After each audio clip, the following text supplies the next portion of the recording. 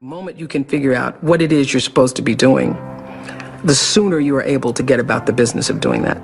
The way through the challenge is to get still and ask yourself, what is the next right move?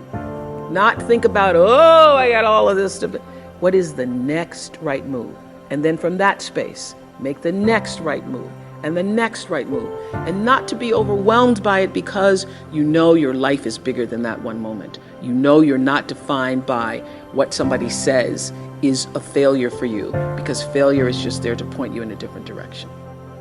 When you decide something is a must for you, an absolute must, when you cut off any possible, you say, I'm gonna find the way or I'm gonna make the way.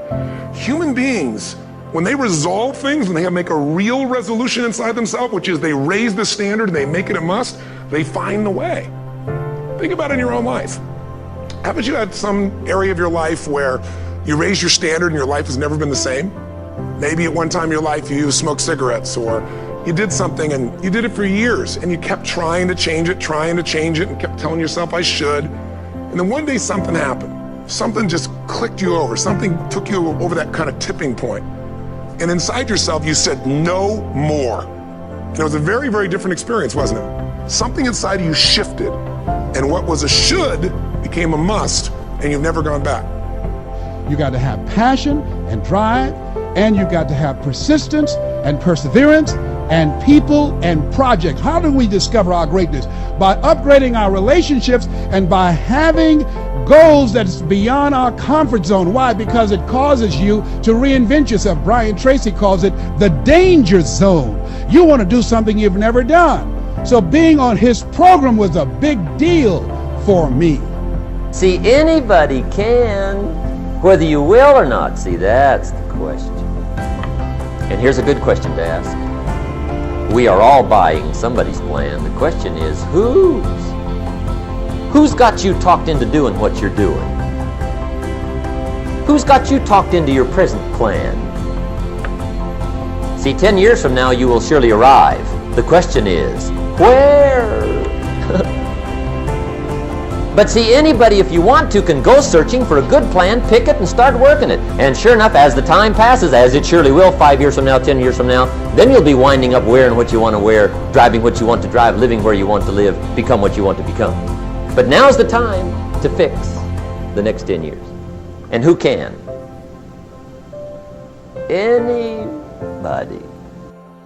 Powered by you. You got an idea? You have a dream? Ladies and gentlemen, you've got to take responsibility to make it happen. Your dream, your life, going to the next level will be powered by you. Don't put your destiny in anybody's hand. Nobody's going to care more about your dream than you. Nobody. Nobody's going to work on your stuff more than you. Most people use their imagination, they use it the wrong way. They imagine what won't work. They imagine something bad happening. What should we imagine more often, every day? We should imagine you should see yourself where you want to be. You got to live there. There's a great book. You may be familiar with Stella Adler's book, The Art of Acting. Oh gosh, you got to get it. Stella Adler was a great acting teacher. She was a method acting teacher. She studied under Stanislavski, the Russian acting teacher that originated method acting. Marlon Brando wrote the foreword in her book. He was the first method actor to reach superstardom. And he wrote the foreword in her book. Now, Stella Adler never actually wrote a book. A man named Kissel took all of her teaching, all of her lessons for teaching, and he put them into a book. So when you read her book, you're going to her acting classes.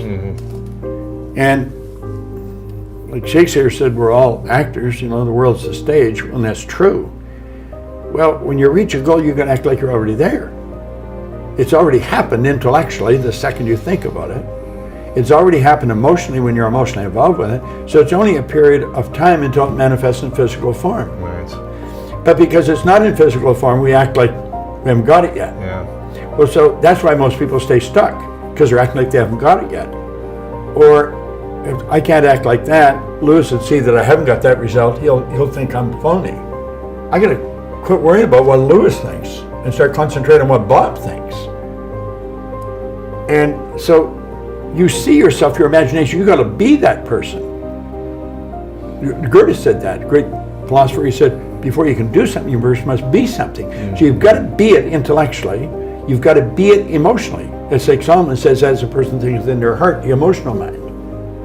Well, it's only a period of time then until it manifests physically. That's one of the first laws of the universe, is the perpetual transmutation of energy. Energy is moving into form, always. To form, moving into form, through form, back into form again. So we cause it all to happen the way we think and the way we stay locked into ideas.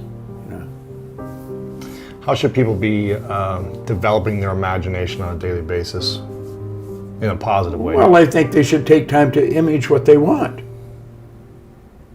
I have a business partner, Sandy Gallagher, who's a brilliant woman, and she rides horses, gaited horses. And she's in Kentucky right now in big shows there. She images herself as a world champion. Every day, she takes the time and she sees herself as a world champion. She sees herself getting the roses, getting the whole thing. And that's the way you should do it. I think you build the image of what you want. I mean, you obviously imaged this studio before you ever built it. Right. I mean, everything you see here was part of the image in your mind. But everything you create twice. Once in here, once out here, you know? So you never get an original painting. You always get a duplicate. The picture's in here. Wow. So we have to see ourselves with what we want here. Now we've got enormous deterrent in our paradigm. We're conditioned genetically and environmentally. And that conditioning is controlling most people's lives. That's why brilliant people are broke. Brilliant people are unhappy. Brilliant people never really accomplish very much. They're absolutely brilliant, but their paradigm is controlling them. It's all about intellect. They're smart people. But like, you got to consider where we come from. A little particle of energy from mom, a little particle of energy from dad comes swimming along. That's the nucleus of us. Then that goes on for 280 days, attracting more energy until you make your debut on the planet. And then you're programmed environmentally by your environment. So everything that's going on is going right into your subconscious mind. So you come out, you're programmed genetically. We don't know how far it goes back, 4 or 5 generations possibly. Like when I was a young man, I had red hair. My mother didn't have red hair, my dad didn't have red hair. I got a brother and sister and they don't have red hair. Because you think, well, but my mother's father and all his brothers had red hair. So sometimes it jumps a generation. That's why we look like our relatives. It's genetic conditioning. And then there's environmental conditioning. We know almost all welfare recipients are 4th, 5th generation welfare recipients. So this is passed down generation to generation. Now, unfortunately, fortunately, we're all exactly the same. We got exactly the same potential. Our spiritual DNA is perfect. But that perfection never expresses itself properly because of this paradigm. It's conditioning in our subconscious mind. You see so many brilliant people and they don't make it. I had a good friend of mine, Milt Campbell. He won the gold medal in decathlon. Wow. I was a decathlete. Were you where? I was an All-American decathlete. Well, yeah. Milt won in Melbourne in '56. Wow, okay. And he won in '52 in Helsinki. When, wow. Bob Mathias won his second gold. He won the gold in '48 and then in '52. Wow. Milt told me, if he told me once, he told me 1,000 times. Every time I was with him. You know, there was a lot of athletes in schools that were better than me, but they quit. Yeah. Dopamine is a very misunderstood molecule. It's often talked about only in the context of reward. Like, I'm going to work to this goal, I'm going to build my company, I'm going to, get tenure as a professor, whatever it is, and you reach it and you get this dopamine reward. And indeed, that's true. But what's often not discussed is that dopamine is secreted en route to rewards while you pursue rewards.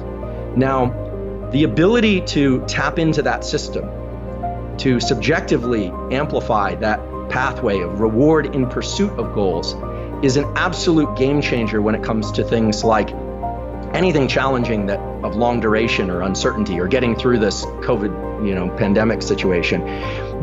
But the amazing thing is, remember, the brain only does 5 things, and we get to decide which of those sensations and perceptions have relevance and which ones don't, or which ones are attached to a goal and which ones aren't. So growth mindset, in its purest form, is the attachment of these reward systems to the effort process, to the friction process, and not just to obtaining a reward. And just as a kind of final point to that, there's a very well-known body of literature in neuroscience, at least among neuroscientists, that talks about something called reward prediction error. And it says, if you can dose the dopamine subjectively as you go through the pursuit of something, and then have a lot of dopamine when you reach that thing, it's very likely that you're going to reinforce that circuit. There will be neural plasticity, and that circuit will become stronger. So the next time you will revisit those sets of behaviors. The opposite can happen too, where you're in real anticipation of something. This is going to be great, this is going to be great, this is going to be great. And then you reach that goal and it's kind of underwhelming. And that generally triggers this circuit that I referred to earlier, this kind of disappointment or pro-depressive circuit. So dopamine is involved in reward, but it's also involved in the pursuit of rewards. And so as you reach a milestone, or as you tell yourself, I'm on the right track, this friction I'm feeling, this late night, this early morning, this hard conversation with somebody that doesn't feel good, I'm going to tell myself this is for a larger purpose. That's that subjective insertion, that abstraction that we were talking about earlier. And when you start releasing dopamine to those kinds of things, there's essentially no limit on the number of things you can do or the energy to do them. So just as a last point about dopamine, when we're in effort, we're always secreting adrenaline. We're always in pursuit, and it's draining, it's tiring. Dopamine has this beautiful capacity to buffer adrenaline. And you know this, you've experienced this before, because if you've ever been working really, really hard, maybe your team is depleted, everything's just a mess, and somebody cracks a joke, and all of a sudden, in an instant, it's like everything's reframed. That couldn't have been hormonal. Hormones work on the schedule of like hours to days to weeks. It had to be neurochemical. It absolutely had to be neurochemical, and that neurochemical is dopamine. I'm telling you, I've never ever had a plan B. I made a full commitment that I'm gonna go and be a bodybuilding champion. I made a full commitment that I'm gonna be in America. I made a full commitment that I'm gonna get into show business, and I'm going to be a leading man. No matter what it takes, I will do the work. And fear was a huge part of this. I had let fear talk me out of doing what I wanted to do, but eventually I came around. And accepting that some things will be for a season, and that a season could be 3 months, 3 years, or 13 years, and then redesigning it. Not only financially, spiritually, emotionally, and physically.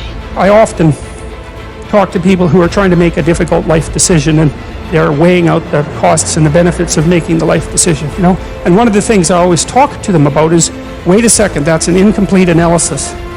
You have to weigh out the benefits and the costs of doing this.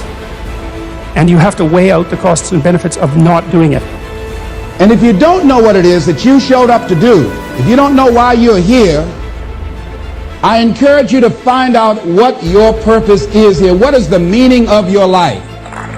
Every moment of adversity has those two things.